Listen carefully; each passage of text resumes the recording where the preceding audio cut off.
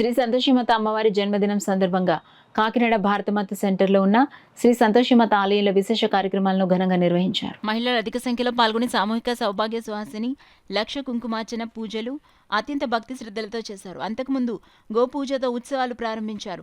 ఆలయ ప్రధాన అర్చకులు శ్రీమంత ముత్యాల మురళీ శర్మ ఆధ్వర్యంలో కమిటీ సభ్యులు, అమ్మవారి భక్తులు కలిసి సంవత్సరం భారీ స్థాయిలో ఉత్సవాలు జరిపించారు.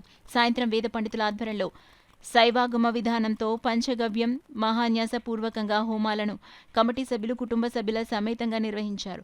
శ్రీ సంతోషిమాత ఆలయ కమిటీ గౌరవ అధ్యక్షులు మరడ బాలాజీ, అధ్యక్షులు కిషన్ గోపాల్ తివారీ, ఉపాధ్యక్షులు పుప్పాల నరసింహరావు, కార్యదర్శి జామి సాయి ప్రసాద్ యాదవ్, సంయుక్త కార్యదర్శి చుక్కా అప్పలరాజు, కోశాధికారి చోడవరపు వీరప్రసాద్తో పాటు అధిక సంఖ్యలో భక్తులు పాల్గొన్నారు.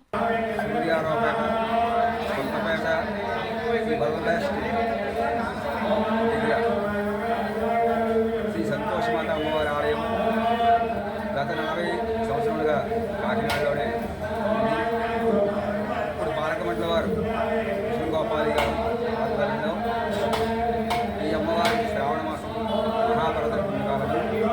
ఈ శ్రావణ మాసంలో శ్రావణ పౌర్ణమి నాడు ఈ అమ్మవారి జన్మదినోత్సవం అతివేగంగా ముందుగా శ్రీస్త్ర పూజ,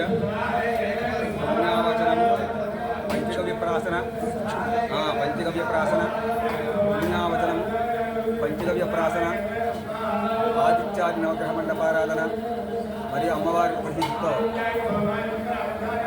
పంచామృత అభిషేకములు మరియు అమ్మవారి మూలమంత్రంతో మహాన్యాసపరంగా అభిషేకాలు కూడా జరుగుతుంటాయి.